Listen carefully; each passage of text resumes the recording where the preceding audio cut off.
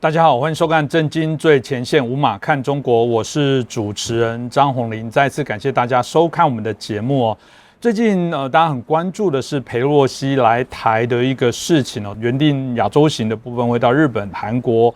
新加坡跟马来西亚，在7月28号的时候，习近平跟拜登也透过视讯2个多小时的一些谈话。那有人就担心说，到底是趁这个机会呢？这个拜登对习近平警告他不要做这些威胁，但也有人说没有，这个可能是拜登必须在示弱示好。有人说会不会借这个机会来阻碍裴洛西来访台？所以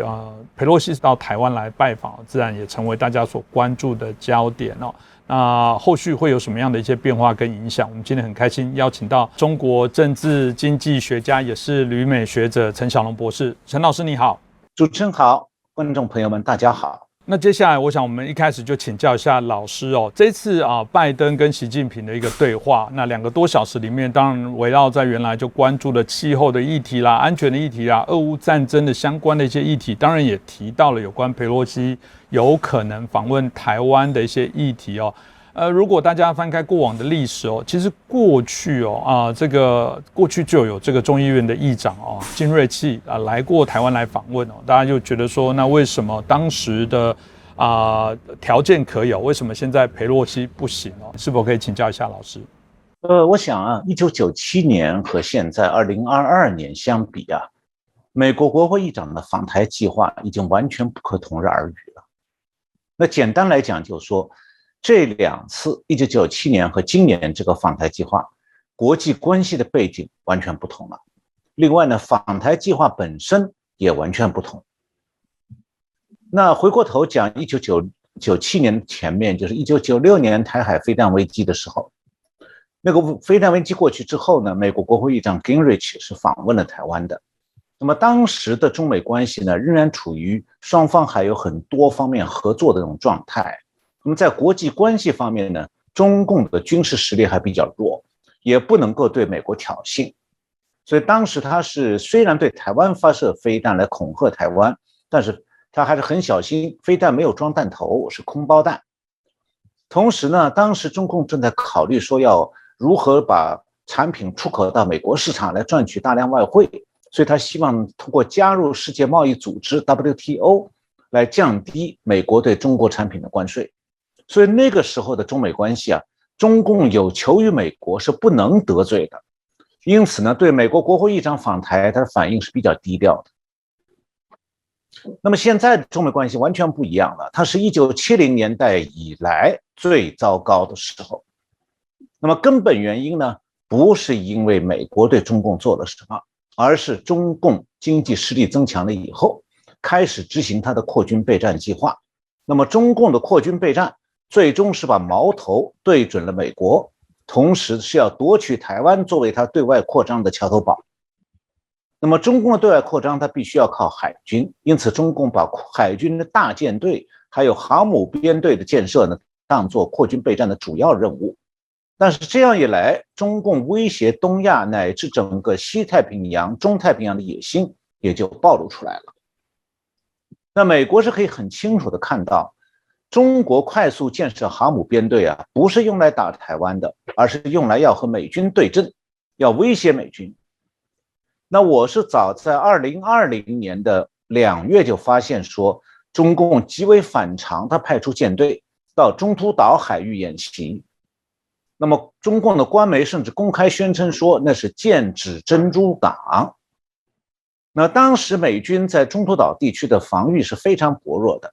因为战后75年来，那里从来没有过任何外来的威胁。这是2战以后第一次由一个国家对美国国防的西防线，就是第3岛链发起挑战。这个挑战就来自中共。当时美国是紧急出动了罗斯福号航母的编队，从加州的三迭戈军港赶到中途岛海域去和中共舰队对阵。那么这个行动呢，是一个中美关系的重要转折点，因为中共舰队跳过了第1岛链、第2岛链，直接插到以中途岛和珍珠港为重要节点的第3岛链，它展现出来就是威胁美国西海岸的战略企图。那直接就让美国感受到了国防安全再度面临上次太平洋战争之前的类似局面。那么实际上从太平洋战争结束之后，世界上还从来没有哪个国家做过这样的举动，那就不可避免警醒了美国，特别是美国海军。从那个时候开始，美国海军对中共的扩军备战和在东亚地区的威胁就加强了反制。那中美冷战就是这样被中共点燃的。那么正是在这样一个中美军事对峙的背景下，美国和他的盟国日本就越来越看重台湾的国际战略地位，因为台湾是美国在第一岛链上的关键盟友，能不能守住第一岛链，就看能不能保住台湾。因此美国力挺台湾的决心在国会两党当中是有相当高的共识的，这也是佩洛西你一定要访台计划的原因之一。那么佩洛西的个人出访计划当然可能还有个人考量，他如果访台，很大程度上也有利于巩固他在民主党内的地位。因为最近美国有关于他的不利新闻出来，就《华尔街日报》7月29号有报道，佩洛西的丈夫在国会讨论相关立法给美国的半导体公司经济上的支持的时候，大量买进了英伟达公司的股票。那么这两天美国国会有众议员的议员正在草拟法案，要禁止国会议员的配偶涉入股市交易。这个法案实际上就是针对佩洛西家族的丑闻的。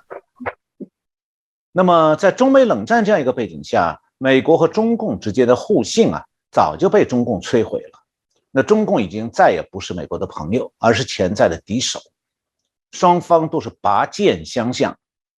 那中共对台湾的威胁和试图加以控制的意图，对美国来讲也就意味着对东亚地区安全还有对美国国家安全的威胁。因此美国一方面要制止中共试图把台湾海峡还有南海内海化的野心，一方面也要注意避免双方的军事对峙演变成真实的军事对抗，就是战争。这是一个非常典型的冷战应对战略。那对台湾来讲呢，中共要控制台湾，是台湾必须要自我防卫的。那么美国对中共的冷战应对战略呢，其实也符合台湾的国防战略。那么现在中国和美国的双边关系显然和1997年美国国会议长访台的时候完全不同了。那现在这个台湾因为是在这个中共对外扩张的这个战略当中首当其冲，所以中华民国和中国的关系理所当然的也和上个世纪90年代完全不同了。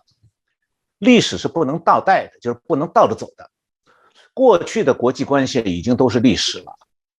那昏睡在上个世纪台海关系的回忆当中不但于事无补，反而是刻舟求剑。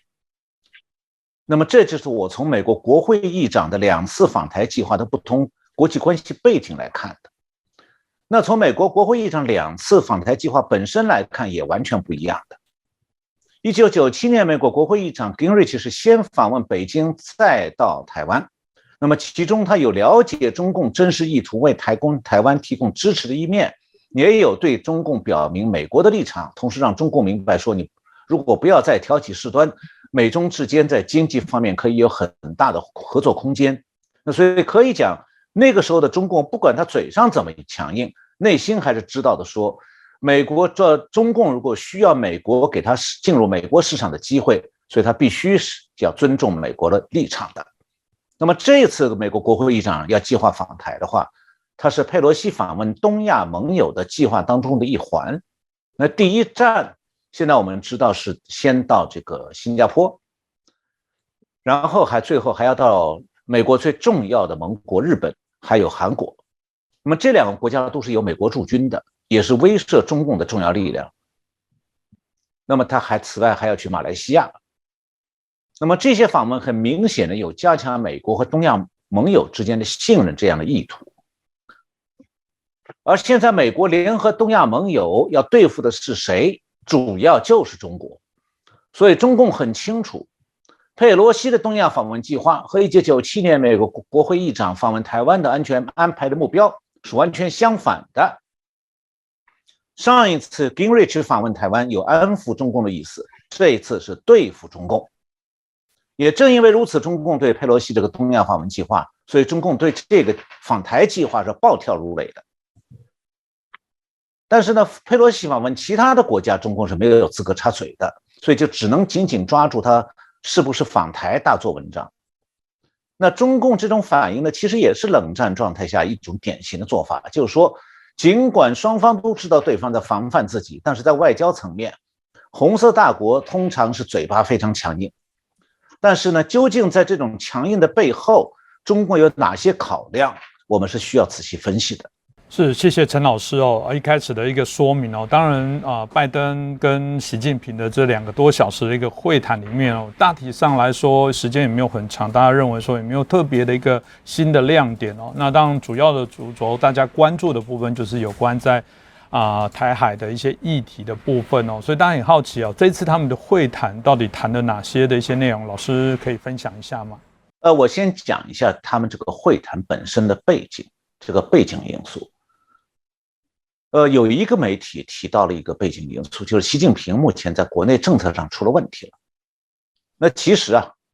中美双方这个拜登和习近平2个人都是在相当脆弱的状态下举行这场会谈的。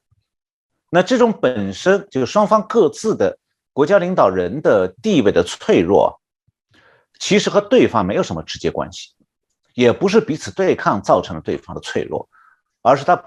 这个主要原因是美中双方各自都是内政出了问题了。那到底是什么样的内政问题导致双方的地位都比较脆弱呢？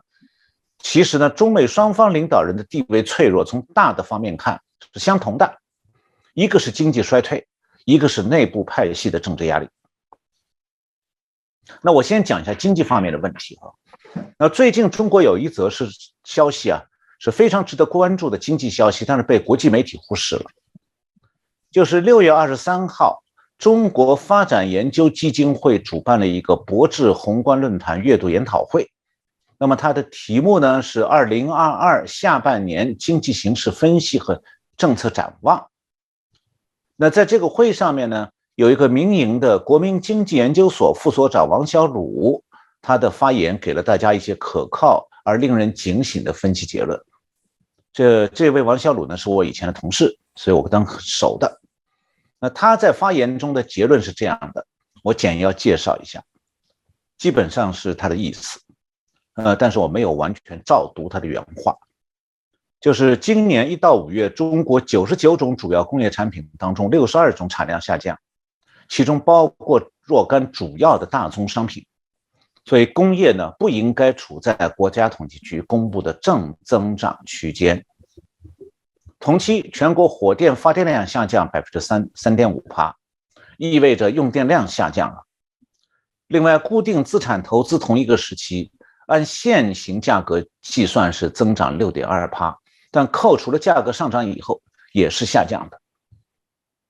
再就社会消费品零售1月到5月按现行价格计算是下降 1.5%， 那么扣除物价的上涨呢，真实的下降幅度应该是大于 3%。 那么把这些数字综合起来看整体情况，中国经济很可能已经进入负增长区间，就是已经在下降当中了。那么按月度算的话，负增长就是经济下降已经连续3个月了。现在他说现在需要关注的是中国经济衰退的风险。那么下面呢，我给大家解释一下他的这段的意思一个国家的经济俗称是3套马车拉的，就是投资、消费和出口。那么供投资、消费和出口的产品大部分来自制造业。那么刚才王小鲁这位先生的分析表明说呢，从生产的角度来看，主要工业产品当中2/3产量下降，制造业的用电量也在下降，说明工业生产是减少的。那么从工业产品使用的角度来看呢，投资和消费都在下降，只有出口有增加，但是出口撑不起整个经济的这么一个大国。因此呢，王小鲁先生是1个月前他就已经判定中国经济下降已经3个来月了。那么可以讲，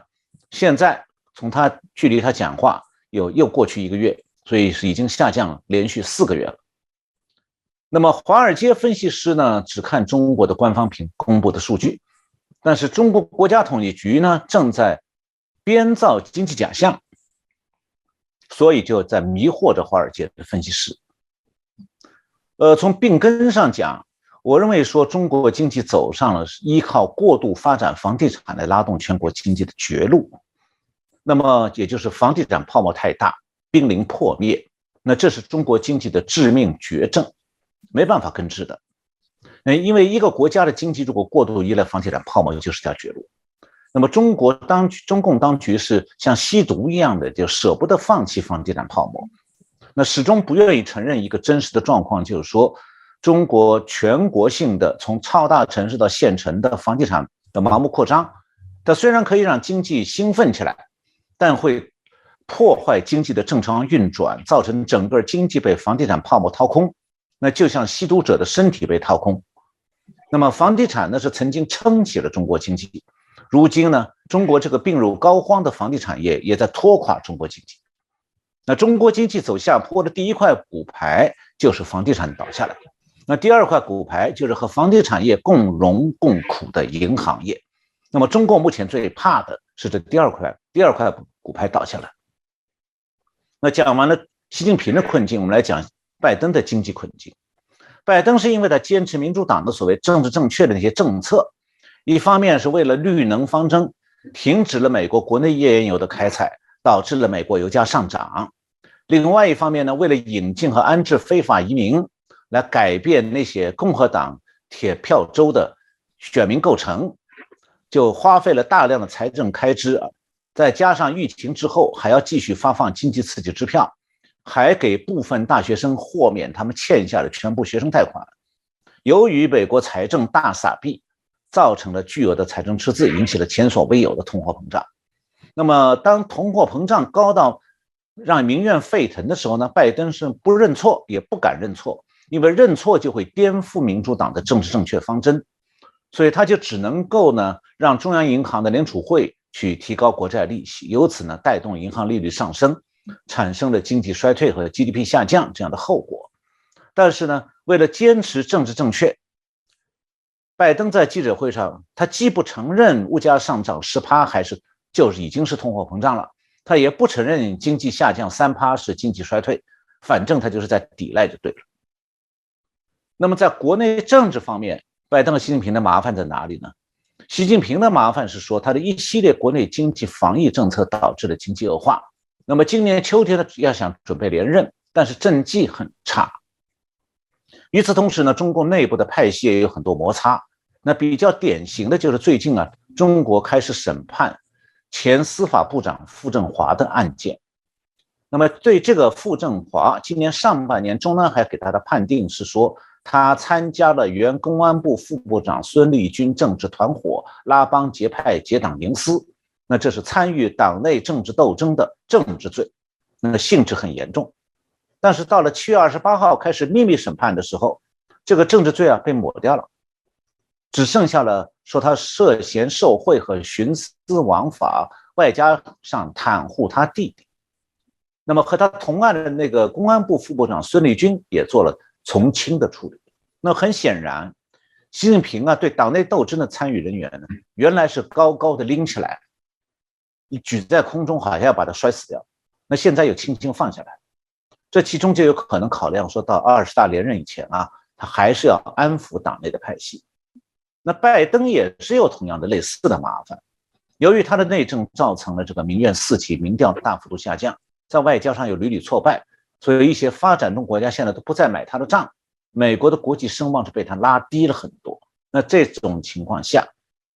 美国的今年中期选举，美国民主党的选情是非常严峻，如果不再度的这个用选举舞弊的话，民主党是很可能丢掉2院的。那现在民主党内反对他的拜登的声音也很多，像《纽约时报》、《华尔街邮报》这些民主党的喉舌媒体也都纷纷爆料拜登的家族丑闻，包括前面提到的佩洛西的丑闻。那么在这样的局面下，习近平和拜登他们2个人其实都不希望国际关系方面出现大的冲击，但是呢，中共领导人和美国领导人在内政困难的时候，在对外政策方面的做法是相反的。那中共领导人会表现得特别的强硬，那美国领导人呢是希望对外息事宁人。那台湾是经历过这个事情，当年美台断交，就是因为卡特在国内处境上非常困难，他想去讨好中共，就赶快就和中共建交了，和台湾断交。那么现在呢，拜登好像也是有一点这种状态。那么这个就是说，拜登偏软，习近平偏强，就是这一次拜登和习近平会谈的国内背景，还有双方态度上的反差。那么这在双方会谈当中看得也很清楚。那对拜登而言，他地位脆弱的时候，他态度会比较软弱；而习近平地位脆弱的时候呢，他反而倒像中共领导人过去惯常那种做法，就格外的强硬。他是要利用对方的脆弱来尽量先势夺人，然后呢，取得某种居高临下的态势，来掩盖自己的脆弱之处。那这次拜登习近平的会谈是拜登主动提出来的，他好像希望是说能够通过会谈取得一些外交上的进展，来弥补他那个非常烂的政绩清单。那么他们两人谈2个多小时，拜登是准备了从美国取消对中国的关税、乌克兰问题、气候问题，直到台湾问题一大堆话题，但习近平却把话题集中到台湾问题上。中共的喉舌新华社报道是说，习近平重点谈了中共在台湾问题上的立场，也涉及到佩洛西的访台计划。那显然呢，双方都仍然是表达自己的观点，没什么交集，更谈不上任何成果。是，谢谢老师的分析哦。这个拜登跟习近平的这个会谈之后，有人说裴洛西原本这个要访台比较确定的行程，后来变成暂定。有人就说这是不是在整个习近平跟拜登谈完之后的折中跟妥协哦？所以大家就很好奇说，习近平跟拜登到底依照老师刚刚所提到的，他们互动的气氛到底是什么样的一些状况？那有人说当然包含美国内部也说，这有可能会引发第4次的台海危机哦。所以是不是请教老师一下，他们之间的这些互动的氛围气氛到底是什么样的一些状况呢？这次会谈，习近平和拜登2人之间互动可以讲是相当糟糕的。那法国国际广播电台的评论是说这是一场最低限度的对话。这话意思就讲说，不但会谈没有善意的互动，而且气氛恶劣。那么他们2个人不是单纯的各说各话、鸡同鸭讲而已，而是习近平用重话对美国发出了威胁。那拜登呢，他本来反应就迟钝，那幕僚事先给他准备的讲话稿里头好像没有包含说如何回应习近平这种威胁的那种脚本，所以拜登就没办法向美国国内说明他到底做了什么样的有理有利的回应，没有回应，等于默默的被骂了一顿，拜登就扁扁嘴回来了。因此呢，白宫事后发布的关于这次会谈的新闻稿空前的简短空洞，译成汉字一共只有250个字，基本当中没有任何信息。那么这次会谈是把佩洛西的访台计划当做一个重要议题的。那么中共好像把这个计划看作是中美关系还有两岸关系逆转的重大关节点。但是呢，拜登习近平的会谈好像根本没有解决这个问题。那么关于这个计划的危险性，就是反对这个计划的一些美国方面的人呢，主要是担心说中共采取军事上的对抗行动。那么台湾也有人害怕这一点。那有些媒体上的评论人士担心说，这个计划会让台湾处在几十年来最危险的时刻。那么到底有多危险，这才是问题的关键。那美国军方当然是在密切的关注这方面的迹象，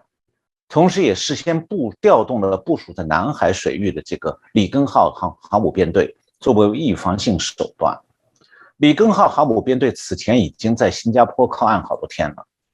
然后就在佩洛西出访东亚国家的3天前，7月26号，里根号航母编队离开新加坡北上，进入南海。后面他往哪里去了，我在这个接下来会讲到。那么中共是不是会扩大军事行动威胁台湾呢？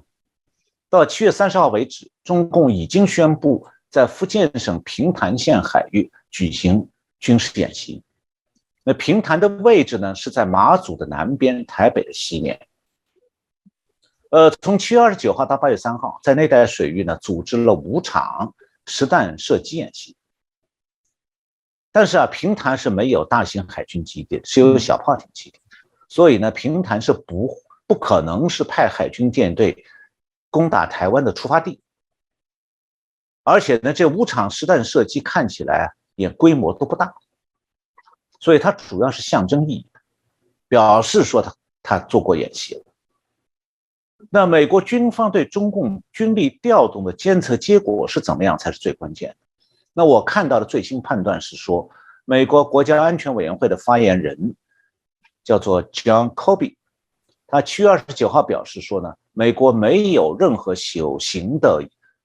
这个迹象表明说中国正在准备对佩洛西可能访问台湾的军事反应。他在电话会议上对记者说，从军事角度来看，我们没有任何迹象表明中国方面正在发生某些事情。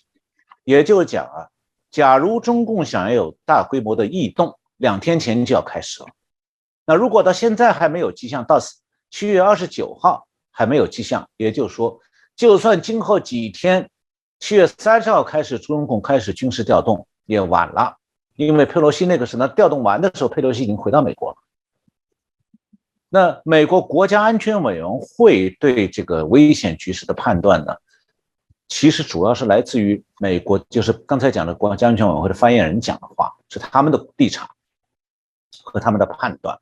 那美国国家安全委员会的危险局势的判断主要是来自美国的多家情报机构，主要包括隶属于美国国防部的9个情报机构，其中呢有那个使用高清晰度卫星系统做情报研判的叫做国家地理空间情报局，就是 The National Geospatial Intelligence Agency。 另外一个是用从事电子信号跟监分析的美国国家侦察局的 National Reconnaissance Office。 这2个主要的情报机构都是长期跟踪监视中共军事动态的，所以美国国家安全委员会判定目前中共并没有调动军力和升级对台危险的迹象，应该是可信的。那么到这里啊，我其实留了一个问题一直没有讲，就这个问题才是关键，就是说佩洛西行程到底是怎么样的。那么实际上我们可以想象的就是说，他可能会有2个考量。第一个就是如果从台湾安全的角度，他的访台计划会不会给台湾当下带来很大的风险。那这个判断当然不是媒体或者评论人士说了算的，要看美国国家安全委员会的判断。那我刚刚有讲，美国国家安全委员会7月30号的判断已经公开了，没有迹象。但是今后中共会怎么样，我们现在不知道，因为我们看不到美国国家安全会的绝密文件哈。那当然了，如果谁能够看到美国国家情报总监每天给拜登的简报，那他是一清二楚的。那第二个，佩洛西可能有的考量就是说，从国际政治的角度，换句话讲，是访台好还是暂时不访台好？关于这一点呢，我相信他是已经听过简报了，因为啊，他动身到台湾到东亚访问的前一天，7月28号，美国国防部专门向他做了简报。而当时呢，美国国家安全委员会也有人参加了这个简报。那由美国国防部而不是由美国国家安全委员会做简报呢，说明简报的重点啊，不是要访问台湾，或者如果中共怎么样动手打台湾，而是说如果佩洛西访问台湾的话，美国军方将提供怎么样的保护。因为啊，如果他不适合访问台湾，他根本就不能去，那军方也不需要出面解释，我们怎么保护你？你不去嘛，保护什么？那只有在访台可能成型的前提下，才需要由军方出面去给佩洛西简报访台本身这个安全的程度到底是高还是低。所以佩洛西对整个局势是了解的，应该心里有数了。那至于他最后下什么样的决心，美国国防部是要为他的专机提供安全保护的，所以事先会全盘掌握。但是那是美国的最高机密，佩洛西是会从菲律宾飞到台湾，这样就不会经过中国沿海，而是飞过巴士海峡，从台湾南部或者东部空域进入台湾。那美国的里根号航母编队呢，会从佩洛西的专机在菲律宾的克拉克国际机场起飞的时候开始，全程护送，实行空中警戒。所以他的专机是安全的。另外呢，我前面讲的7月30号里根号航母编队已经从菲律宾的吕宋岛东南方进入了菲律宾海，离巴士海峡已经不远了。那么就在里根号航母编队离开菲律宾内海当天半夜里头，中共当天7月30号发射卫星的那个长征5号运载火箭的残骸就坠落在里根号航母原来所在的海域，事先完全没有通知菲律宾。坠落地点是菲律宾巴拉望岛东面不到60公里的位置。那么里根号航母编队显然事先知道这个危险的，所以及时的提早避开了。另外，我下面要特别讲一下的是，美军还在台湾的北方做了空中护航和反登陆的准备。那据日本的琉球新闻7月30号报道，当天7月30号，美国有9架 KC-135空中加油机飞抵冲绳的加手纳空军基地。那同时还有2架航母舰载运输机 C-2A 灰狗机和1架 MH-60直升机，他们是搭载美国海军2栖攻击舰 Tripoli 号进入了美军在冲绳的白沙滩海军基地。美军的空中加油机呢，可能是为美军战斗机从冲绳大规模起飞以后，为延续这些飞机的滞空时间而准备同时给多架战斗机空中加油，也可能是为了给护航佩洛西专机的里根号航母的舰载机空中加油。那么2栖攻击舰 Tripoli 号呢，可能是为了预防中共登陆的威胁而在做准备的。那么就是说，美军其实已经做好了保护佩洛西降落台湾和从台湾起飞去日本的这个空中掩护了，兵力也够了。那么实际上他现在在8月2号的晚上的这个10点多钟已经降落在松山机场，那么台湾的媒体都已经开始报道了。从8月3号开始，这个佩洛西会在台湾停留，然后呢，他会会见蔡英文总统和赖清德副总统，另外应该还有国宴。然后呢，他还会礼节性的会见中华民国立法院的院长、副院长，再离开台湾，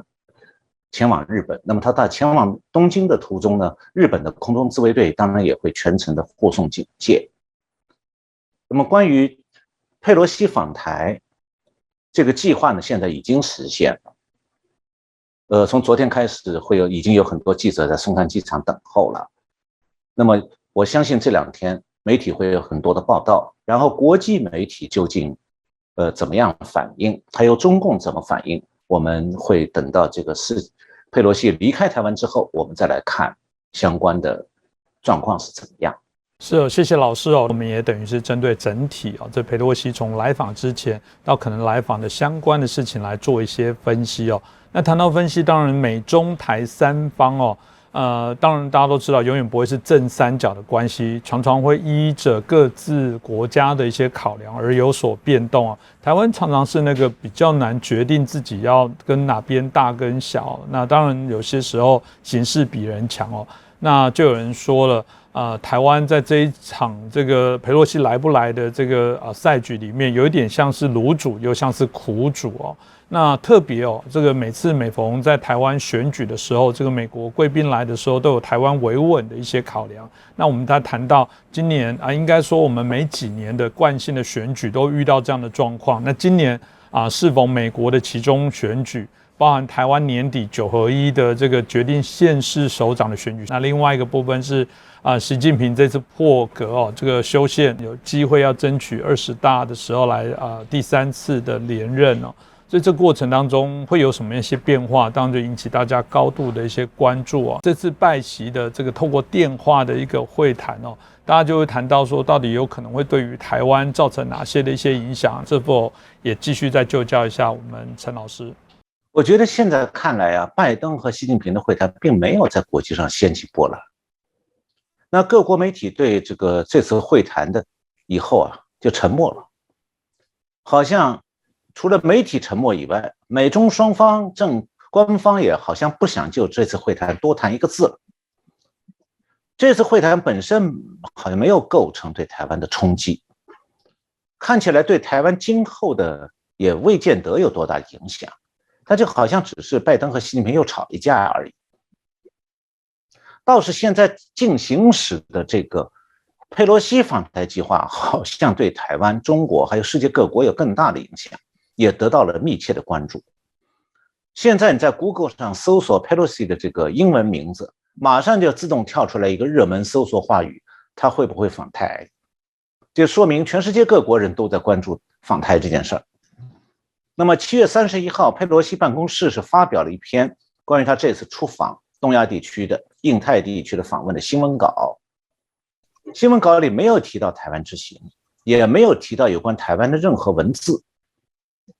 当然，他公布了他的代表团成员，其中包括他的众议院外交委员会的主席 Gregory Meeks， 还有这众议院筹款委员会的副主席 Susan DeBeam，